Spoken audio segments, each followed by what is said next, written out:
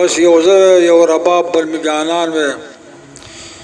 دغه څوکه د علم راته جنت وې نه شجر ممنوعه وې نه شیطان وې او د فطرت په ښکلاګانو کې مې ژوند وې. بسم الله الرحمن الرحیم. اوریدونکو لیدونکو ملګرو، نن موږ راغونډ شوي سید احمد لالا خوا سره او تاسو به ټول پیژنئ ملک سید احمد صافی چې د مومند ایجنسي د خاص کر د صافو قوم یو نامور مشر دی او دا په هغه مشرانو کې دی چې الحمدلله تر اوسه څوک د په لمن باندې داغ نه لګوي او ټول خلک د خلوص او د محبت او د پاک دامنۍ اقرار کوي. نو هغه بیمار دی فی الحال ټول خلکو ته یو درخواست هم دی چې دعاګانې ورته کوئ چې الله پاک ورته صحیح سلامت زندگی ورکړي او څه اشعار ډېر شی جوړ کړي، ډېر اشعار یې جوړ کړي دي، څه نه څه موجود دي او اکثر ضایع شوي دي او یو څو اشعار به اوس فی الحال موږ ته وایي نو تاسو یې واورئ او د اشعارو نه پس همدغه درخواست به کوو چې تاسو د سلامتۍ دعاګانې وکړئ. اشعار ورته وایي استقبال علامه. چونکې زه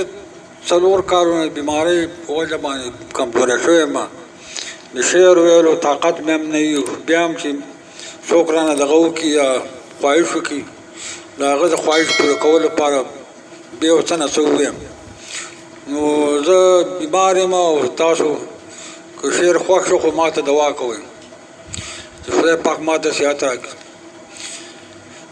او د شعر نه مخکې یو قطعه را چې چینار غوندې خصلت ځان کې پیدا کا او نه پیروته چې د بل په اوبو بار شي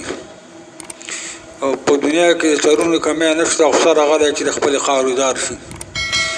زما د شعر سرخط دی د علم په څوکه، د علم په څوکه بره مې مکان وې، نه پیران وې نه ماران وې نه دیوان وې، 100-200 بجې مې ملکیت وې، بس یو زه یو رباب بل مې جانان وې دغه څوکه د علم راته جنت وې نه شجر ممنوعه وې نه شیطان وې او د فطرت په ښکلاګانو کې مې ژوند وې، نه وحشت وې نه دهشت وې نه خفګان وې او په نښترو د فطرت د هوا شور وې، کله کله تورې وریځې او باران وې،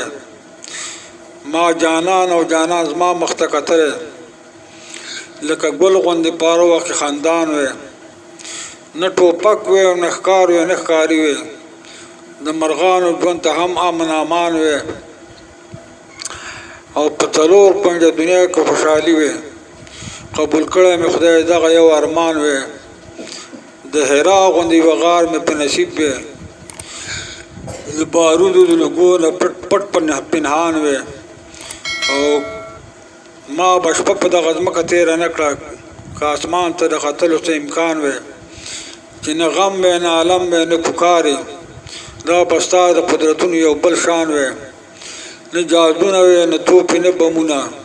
محبت وې مینه مینه وې انسان وې او د دنیا د درد و غم خبر نه وې، یو شفیق وې بل رفیق وې نغمه خوان وې. زما شعرونو کې اکثر داسې چې د امن دغه پکې اظهار پکې ډېر زیات وي او زه کوشش دا کوم چې زه د امن شعرونه ولیکم او وایم خلکو ته او امن په دنیا کې یو لویه خوشحالي ده. موږ په دې باندې یو شعر هم لیکلی چې امن په دنیا کې یو لویه خوشحالي ده، امن مینه مینه د هوا له پسرلي ده. نو امن د ګیدړو د ځناورو د لیوانو لپاره هم ښه دی، د انسان لپاره خو بهترین شي امن دی چې په دنیا کې په امن او په خوشحالۍ په ورورولۍ او په مینه او په محبت او د یو بل څه اوسېږي. نو زما دغه عرض دی چې ټول انسان